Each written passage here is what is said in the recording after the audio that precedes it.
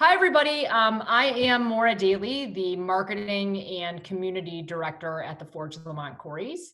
I'm super excited to welcome you tonight to Quarryside Chats. This is the first in a new series of bi-weekly conversations that will be hosted by the Porch team. We are really excited about these meetups for a number of reasons. Really, most importantly, because they're really a great opportunity for our team to share more consistent updates with you, the community. These chats also obviously allow us to answer some of the questions that you all may have week to week leading up to our big opening of the park this summer. As I previously mentioned, these Quarryside Chats will happen every other Thursday night from 6:30 to 7 on Zoom. So make sure to grab a pen right now and mark that down on your calendars. Don't worry though, we will be posting reminders on our social media channels. So make sure to follow us on Facebook, Instagram, Twitter, and LinkedIn. I am thrilled to introduce our first speaker in the Quarryside Chat series, our co-founder and Lemont resident, Jeremie Bacon. Jeremie has a few exciting updates to share this week, and then he'll also be, like I said, answering some of the questions that you all have submitted already. If you didn't get a chance to submit any questions prior to this meetup, do not fret. You can actually submit questions in the chat feature of Zoom throughout this conversation. If you can actually just make sure to direct those to my attention, then I will be able to see them. And like I said, we'll try to get to as many of the questions that you all submit in our half-hour window. Just a quick reminder, please make sure that both your video and your audio buttons are muted for the duration of the chat. And then again, if you do have questions, you can submit those through the chat function. And with that, I would like to introduce you to Jeremie Bacon. Thanks, Maura. It's super fun to have everybody here to talk a little bit about what we've got going on and what we've been up to at the Lemont Quarries over the course of the last couple of months. It's interesting, at the end of February, we hosted a large group event at Lemont High School, actually, to talk about what we were bringing to the Lemont area in terms of both the construction schedule, but more importantly, an opening and operations schedule. So we're excited to be here today to talk about where we are in that process. As any resident of the village knows, and heck, the rest of us as human beings know at this point, like every other business in the world, we have experienced pretty massive interruptions since the outbreak of the coronavirus pandemic in mid to late, well, I guess it was the beginning of March when we finally became fully aware as a group. As a result of that, our construction schedule has certainly been pushed out considerably, but we're still making very good progress.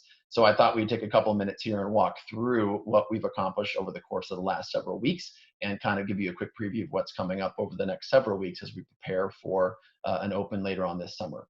I'll also talk about the opening schedule or opening plan and things like that as we move through the conversation tonight. So I guess of primary note, over the course of the last month and change, we completed the Two Towers Kids Adventure area inside the park. We've also finished the erection of all 8 of the towers in our flagship feature at the park, the 8-Tower Adventure Course. We've also completed the 4 major 1,000-foot plus zip lines that cross from 2 of the 3 large towers all the way over the Forge Quarry, landing right next to the Two Tower Kids Adventure, actually. We've also completed the placement of the 3 massive boulders that constitute our outdoor rock climbing bouldering garden that will complement the rock climbing walls that are part of 2 of the 3 large towers in the 8-Tower Adventure. We've also poured the foundations for each of our cargo container structures, including the Foundry, which is our healthy grab-and-go restaurant, the Mount, which is our state-of-the-art outdoor concert stage, as well as the Arena, which is home to our tactical laser tag and augmented reality scavenger hunt games. Aside from those sort of very visible features of the park that we've been fortunate to largely complete, we've also completed a whole host of infrastructure projects that will ensure that we have things like water and restroom facilities and things in the park when we open up later on. We've also been very busy making large public improvements to the Heritage Quarries recreation area over the last 8 weeks. For example, let's see, we completed the construction and placement of a brand new footbridge across the I&M Canal, adding a second direct access point from the north side to the adventure park on the south side. This new bridge will give all visitors to the area better access to both the north and south sides of the canal. And it's a beautiful structure. If you haven't been down to the quarries, next time you get down there, you'll see it. It's a pretty nice bridge. And we designed it in a way to mimic and mirror the style of bridges that are already down there. So it feels of the place and fits in quite nicely. Now, also on the north side of the park area in public space, we also completed the first phase of the construction of an expanded and environmentally friendly public parking lot. Those new lots are directly on the north side of the I&M Canal, across from those footbridges, and will be accessible and available to people visiting the entire area, whether it's for coming to the adventure park or just going to the north side to appreciate the lakes and quarries and paths that are already there. Last but not least, we also finished the first phase of development on a new pedestrian trail on the north side of the I&M Canal that runs along the Ozinga-controlled Consumers Quarry from the west access point of the park, where KA Steel is as you drive in, all the way to the existing trail system down by the new footbridge. This path makes it much, much easier for pedestrian and mountain bike traffic to avoid all of vehicular traffic on that access road. It also makes it easier for people to access the Consumers Quarry shoreline for fishing, which is allowed. Boats have never been legally allowed or permitted on the quarry, but the clearing work that we've done down there gives all of us as park goers and visitors to the area the opportunity and ability to have better quality shoreline fishing opportunities, and quite frankly, just to be able to enjoy a more unique view of the area while staying safe safe and out of the way of vehicular traffic. So that's a quick list of all the things that we've been working on over the course of the last 8 weeks. For anyone that's been down to the area once or 1, 2, or 3 times over the last month and a half, you'll inevitably note that every time you go down there are new elements and new changes that have been made. This is still obviously an active construction zone on both the north and south sides, and we've done our best and continue to do our best to put up fencing and signage and other guide points to ensure the safety of everyone that's down in that area, having a fun time enjoying the outdoors.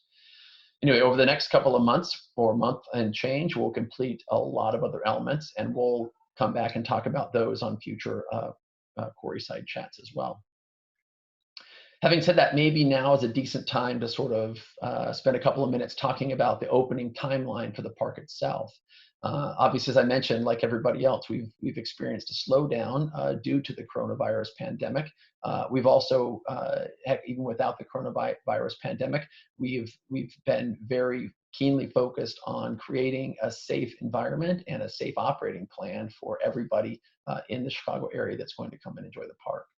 Our purpose as a business is obviously to exhilarate, entertain, and educate our guests of all ages and abilities, and that continues to be at the center of our focus and center of our attention every single day. As a result of that, we obviously take the health and safety of our fellow adventurers extremely seriously, and it goes without saying that we're closely following the guidance that's been provided by the state of Illinois and other federal government agencies regarding how we can best open and operate our park as the economy and as the world starts to open up here increasingly over the course of the next month and change.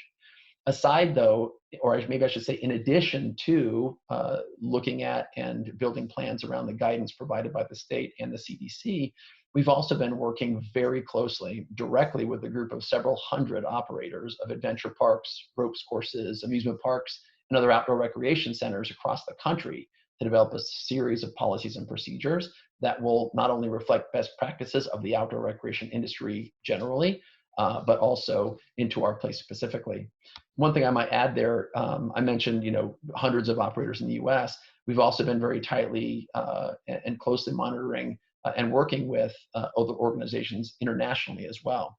In fact, one of the first and best sets of guidelines that have come out for outdoor operations park providers has actually come out of the country of Italy, which very few people probably know this, but Italy has a very large outdoor recreation program and a lot of ropes course and adventure activities, adventure businesses, I should say. And so they've been sort of a leader for years in this space, and the whole world sort of has looked to them and continue to work with them and each other to come up with best practices and safe procedures. So having said that, our entire staff has been working diligently over the past month and a half on rewriting our operations plan to ensure that we'll be able to provide the safest and most secure experience for all of our adventurers, regardless of age or ability, come opening day. We'll be super excited to welcome everybody to the park. We will be opening the park as quickly as we can come summer. And so when we say summer, for us, that means July. Whether that means July 1st or July 4th or July 15th, honestly depends on a handful of factors, mostly related to the flattening of the curve and the safety and our ability to safely operate the park post the all clear order, if you will, from state, federal, and other authorities. One thing I guess I would mention very briefly that's related to this is that you can get a sneak peek at our COVID-19 policies and best practices by going to our website at forgeparks.com/COVID-19. We have an infographic that summarizes and highlights the majority, the high touch points of our operations plan. But suffice it to say, I'm happy to walk through more of the plan and more of our procedures if you as the audience would like to hear that. But as far as sort of preamble remarks go, I think I'll push pause for now, and maybe we bring Maura back on and we can open up for questions, or we can address some of the questions that were sent in before the meeting started. Here I am. Thanks, Jeremie. That was awesome. Okay. We've been busy. We've been busy. Sorry about that. So before we do dive into some of the great questions that we have received prior to the chat, I do just want to remind folks, please, please, please do not be shy. You know, like I said when I opened this is truly a conversation. This is really an opportunity for us to provide kind of high-level bi-weekly updates for the community, but of course to carve out a heavy chunk of this to answer any pressing questions that you all might have week to week. So don't be shy. Find me in the Zoom group chat and make sure to send questions directly to me so that we can get those answered for you. But first up, here are some of the ones that we have received. So Jeremie, has the Forge completed its hiring process for the opening? We have not. So we still have part-time seasonal positions available at the park. In fact, we have, the 6 or so I can think of off the top of my head. We have a food and beverage supervisor role that's open. We have roles open for food and beverage hosts. We've got roles for sales and customer service representatives, adventure guides and hosts. We're looking for a water sports supervisor and a guest experience supervisor as well. So that's 7 categories of openings. And where can folks find the opportunities that we do have? Yeah, if you go to our website, our job listings are at lemontquarries.com/jobs. We can also post links directly on Facebook and or other places if people want to find them there. Perfect. Will the Forge be enforcing social distancing measures, and if so, how? Short answer, yes. We will be doing everything we can to enforce social distancing, particularly at points throughout the park where we may have where people may have a tendency to congregate. So, for example, check-in areas, the restaurant, the restroom facilities, etc., tend to be places where you're naturally going to see people, intentionally or not, start to congregate. So as we get into our opening scenario here in the month of July, we fully assume and expect that we're still going to be in a position where we all need to be conscious of the distance between ourselves and the people around us. So we've created a series of policies that, again, we've designed in conjunction with guidelines provided by state and federal officials and authorities, as well as the rest of the industry. So we will absolutely be creating queue lines and queue systems that enable us to ensure that people can stay that safe 6 feet to 10 feet apart from people that aren't in their immediate in their party, regardless of where they are. That'll also come down to how we actually operate the park itself with regards to how many people we bring in to certain activities at a time, and how we queue them up and put them through different elements of the park. Awesome. Thank you. I do also just want to take a second, to acknowledge Chris and Bart, our other co-founders who have joined the call. So guys, feel free to jump in and say a few words, but all the co-founders in the house. So thanks for joining us tonight. Mhm. Okay, next question. This is a great one. What actions is the Forge taking to preserve the historic land? Is this something the Friends of the Forge volunteer program can help with? Super awesome question. I'm glad that was being asked. So some of the things that we're doing to ensure the safety and protection of the land itself and the history of the space are projects that have been in place for quite a while. So one of the things that we've been doing from almost day one is to begin to remove invasive species from the quarry areas. Obviously, our first removal processes and programs have focused on those areas that are sort of central to the outdoor adventure park itself and other high traffic areas around the park. So the parking lot areas, the work we've done on the first set of quarries, for example, fall into those categories. So to us, it's important that over time we are able to remove invasive species and ultimately restore the splendor, honestly, of what is there, both at the canal level and at the quarry levels as well. When you look at some of the other parts of the quarry system, there are a number of historic landmarks that are out there as well, that are remnants of the bygone era when the canals were operational and when the quarries themselves were operational. Over time, we intend to unearth several of those structures to be able to showcase them as pieces of Lemont history, and also to incorporate them into the passive activities in the parks to help people to learn the story, learn the history, and really understand what this place has been all about over time. I think one thing I would say as it relates to restoration and preservation of that area down there is that up to this point, we've moved, we've removed tens of tons of garbage and litter and pollution and stuff that was deposited there illegally or otherwise over the last 100 years by people that either worked down there or that were just that viewed the place as a dumping ground. It's really sad, actually, how abused the land down there really has been over the past 100 years. That it's not been cared for and properly maintained. So there's still a lot of work for us to do, both as a park and as a community, over the course of the next 3, 5, 7, and 10 years to turn that place into the absolute treasure that it is. And that sort of is a nice segue into the conversation about whether or not Friends of the Forge programming is designed or can be designed to help encourage or provide opportunities for people to come down there and be part of that process of cleaning up and restoring it. So good news is on that front that the Friends of the Forge volunteer program is largely designed for that express purpose. So we've created a series of volunteer opportunities that, of course, in our current environment, with coronavirus being what it is, has to be limited because of the fact that we can't put hundreds of people in a single space to do close quarters work together. But as we continue to move through Corona, we'll be able to continuously expand the size of those groups and those offerings. But our volunteer opportunities focus on educational programs, so where we'll actually be able to bring in third parties as well as ourselves to teach people about what was there in the quarries.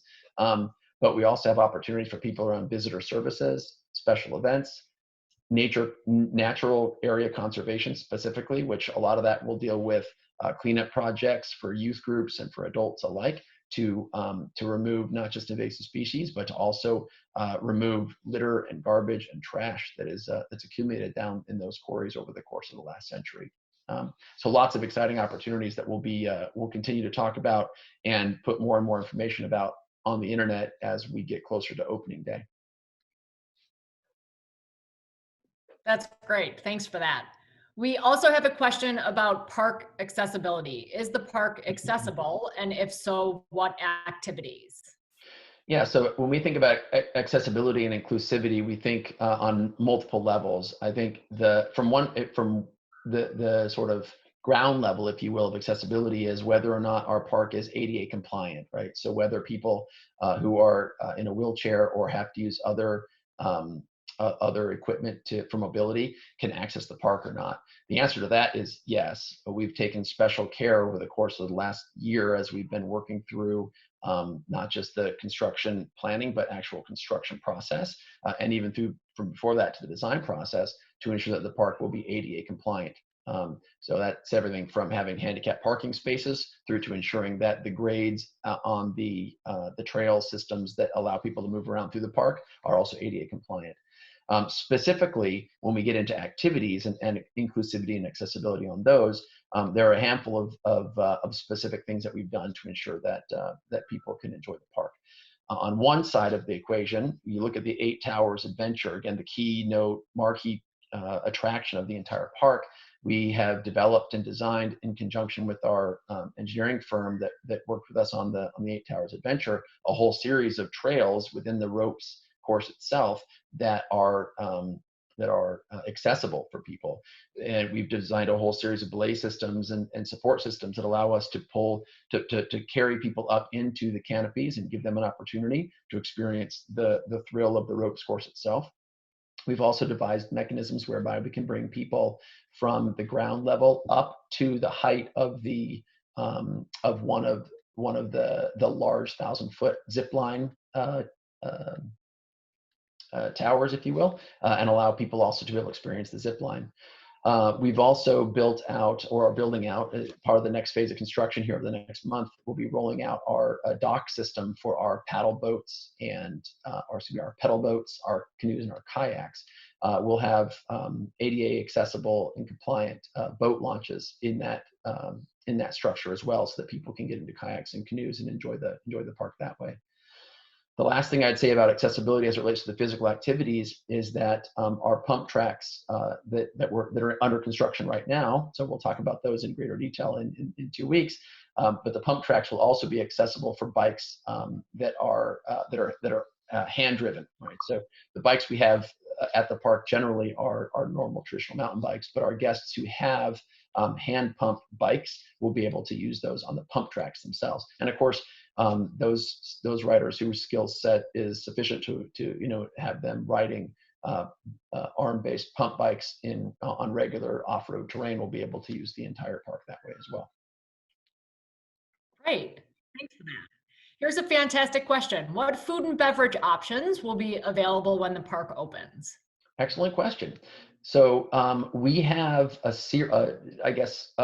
we've designed a restaurant called the Foundry, which I mentioned a bit before. It's a grab-and-go restaurant full of healthy, delicious food choices, and even some specialty products that have been designed specifically for our park. In fact, our good friends at Pollyanna here in Lemont worked with us to design a beer that is specific to Lemont Quarries. It's called On the Ropes, and it'll actually be available wherever Pollyanna beers are sold throughout Chicagoland. So we're excited to have that. But in terms of the offerings that we'll have at the Foundry, that will include delicious sandwiches and wraps and salads and parfaits, and we have energy bars. We even have our own brand of energy bar at the park, and then a whole host of beverages, alcoholic and non-alcoholic alike.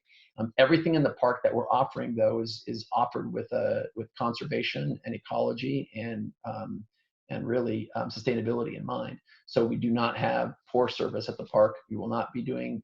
We don't have open pour. We don't have mixed drinks that don't come out of a recyclable can. So the Foundry is the primary restaurant, if you will, for the park. It will be supported by a couple of refuel carts, as we call them, that will be on the east and west side of our park, servicing guests throughout the day with items from the Foundry. The other part of our food and beverage programming that we're super excited about is called Adventure Dining. That's a program that we'll also be able to offer from day one, even in the social distancing world. What's cool about Adventure Dining is it's basically we've taken the thrill and the fun of open fire camping cooking. So think of like the coolest, best, most amazing experience you had as a Boy Scout or Girl Scout, or hanging out with your family or whatever and friends, cooking outside over an open fire. And we've paired that with high quality, super good ingredients and food, and a chef who actually is a master at cooking outside. And so with our adventure dining option, our guests will be able to reserve a fire pit where they can come out and actually have a delicious chef prepared meal made for them while they're watching the sun go down, or while they're watching the kids fly across on the zip lines, or they're listening to and having a great time at the park. That's an option we're super excited about. And the adventure dining program is also something that can be applied to corporate events, group outings, birthday parties, and other special events as well. And it works. We designed it to work in a socially distant world as well. So we're excited about that. That was a long-winded answer to your question, but we have lots of food and lots of beverage, and it's going to be awesome. I'm excited about that. Here's another great question. What other measures are you taking to keep both employees and guests safe amid COVID-19 concerns? Yeah. So I'd say we're taking really extraordinary steps to provide our guests with peace of mind when they visit us and come out to play. I guess I would break down our core guidelines into 4 bullet points that say, four sort of evidence-based strategies that we believe will help keep guests healthy while visiting the park, that are also in alignment with federal and state guidelines. Number 1 is that, and we've talked about, we'll be adhering to physical distancing guidelines, and doing everything we can as a staff to remind guests to stay far enough away to keep themselves safe. The second thing that we'll be doing is using protective equipment. It's a requirement in our space, obviously. We'll continue to require the use of protective equipment throughout the park, but we'll also be sanitizing it and cleaning it between uses. In fact, we'll be limiting the number of people that have access to that protective equipment on a daily basis to help ensure that we're able to sanitize the equipment thoroughly and prepare it for the next use on the following day. The third thing is the third bullet point really sort of deals with the practice of proper hygiene and sanitation. So obviously we will do everything we can to ensure that our supply of hand washing stations and and personal hygiene products are full and available all the time. We'll also be requiring and recommending, excuse me, not requiring, that all of our guests bring their own hand sanitizer and protective hygienic equipment as well. In conjunction with that, we'll also be disinfecting common areas and high traffic areas throughout the day, between uses and between guest experiences, to ensure safety. The last thing I would say it's kind of related to the use of protective equipment, we'll be requiring that our guests also use personal protective equipment. So aside from the helmets, the harnesses, the equipment that we provide as part of the experiences, which will be sanitized and cleaned between uses, we're also requiring that our guests wear face masks, assuming that that's still a requirement and a need, which at this point we are assuming that will still be a requirement and need. We'll also be requiring that guests use gloves in every single activity throughout the park. So you should always wear gloves in the adventure ropes course anyway, because you can hurt your hands. But guests will be required to wear gloves when they're using the bikes. They'll be required to wear gloves when they're using the water sports equipment as well. Again, to ensure their own safety. And last but not least, in order to ensure the safety of our guests, we'll be limiting the number of activities that we offer, which means there are inevitably some of the activities that we've built at the park that probably won't be available for general use day one. We don't know exactly what those will be at this point, but we have a pretty good handle on which events and activities will be open versus those that we will not open from day one. Perfect. And where can folks go to get more information on that as that evolves? Yeah, so I would say forgeparks.com/COVID19 is the best place to go. Fantastic. Well, it looks like our time is up. We have approached the 7 p.m. hour. On behalf of the entire Forge team, I want to take the opportunity to thank everybody for joining us this week for our first Quarryside Chat. We had a ton of fun tonight, and I know that we all look forward to our next chat on Thursday, May 21st at 6:30 p.m. Again, the details will be shared on our social channels, so if you don't already, please go and follow us at Facebook, Instagram, Twitter, LinkedIn, or as Jeremie said, check us out at forgeparks.com. And we will see everyone on May 21st. Thanks again, and have a good night. Times. Thanks, everybody.